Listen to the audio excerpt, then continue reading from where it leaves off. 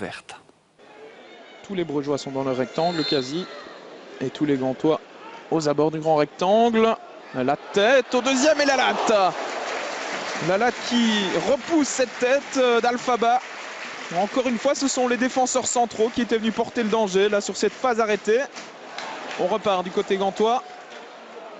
Et on relance correctement dans les pieds d'El Ganassi. Encore une fois, c'est très bien joué de la part d'El Ganassi. Jorgensen, il a du champ pour frapper. La balle repoussée par Verbis dans les pieds de Koulibaly. Et le poteau qui vient à la rescousse des Brugeois. Ce n'est pas terminé. Ljubijankic au deuxième poteau. Verbis de nouveau. Et un nouveau poteau de Koulibaly. Cette action va-t-elle se terminer? Eh bien oui, avec une frappe à côté de Yacine El Ganassi. Eh bien une action complètement folle dans ce match. Après 18 minutes de jeu, 2 poteaux dans la même action. Et les Brugeois peuvent remercier la chance sur cette phase. On revoit la frappe de Jorgensen dans un premier temps. Poteau d'Elimane Koulibaly.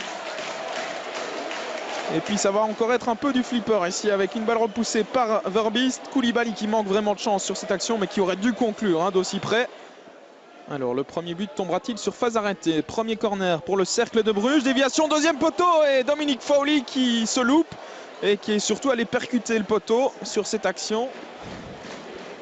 Invariablement, c'est encore El Ganassi qui donne ce coup de coin. Koulibaly, la tête, le sauvetage miraculeux de Verbis une deuxième fois.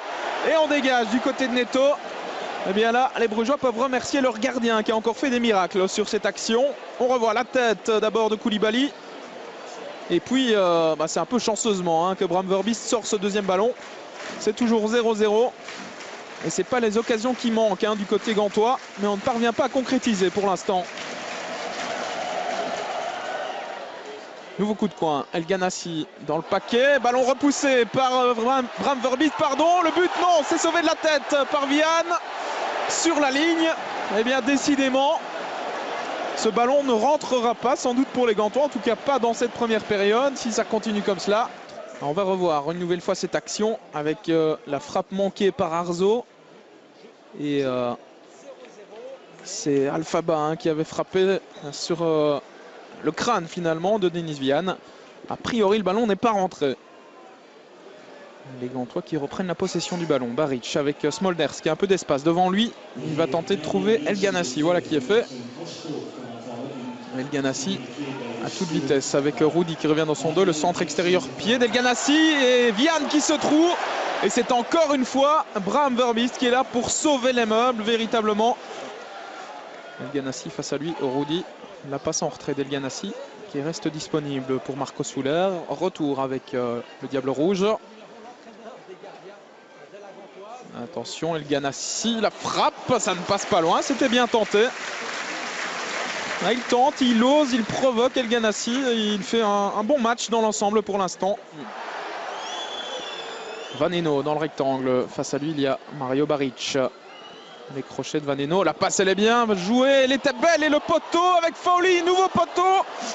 Et c'est Rudy maintenant qui va peut-être pouvoir frapper, qui glisse une nouvelle fois. Eh bien, décidément, il devrait changer de pneu. Le Portugais. Et décidément, dans ce but, on a des actions complètement folles. Un premier poteau, Fowley qui se jette. Deuxième poteau pour sauver Frank Books. Et puis Rudy, là, qui ne parvient pas à frapper, qui glisse. Coup de coin d'El Ganassi. Premier poteau avec la frappe de Nahayo et une nouvelle parade. 5 étoiles véritablement de Bram Verbis. Ce gardien, il fait un début de championnat tonitruant véritablement. Ce n'est pas terminé pour les Gantois avec Souler. À l'entrée du rectangle, la frappe de Ljubijankic et nouvel arrêt de Bram Verbis. Eh bien, on va pouvoir lui ériger une statue du côté de Bruges dès cette première journée de championnat parce que le gardien du cercle est véritablement en train de faire le match de sa vie aujourd'hui. Regardez cet arrêt du bout des doigts ou du bout du pied, encore une fois.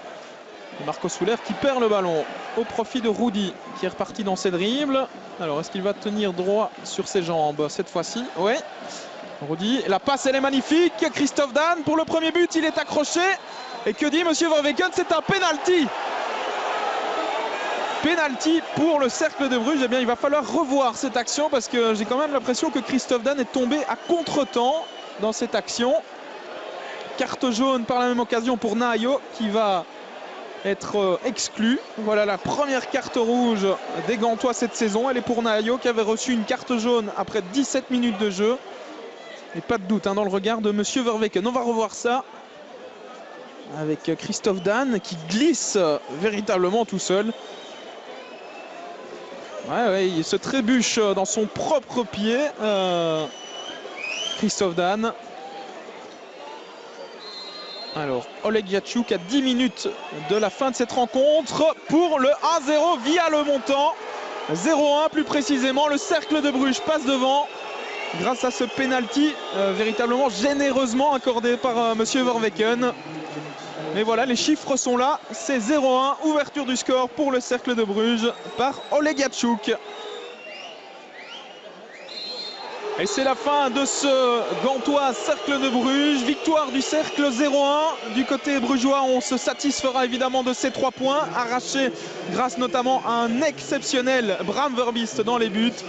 Du côté de la Gantoise, on va sûrement pester sur ce penalty qui va encore faire couler beaucoup d'encre dans les jours à venir.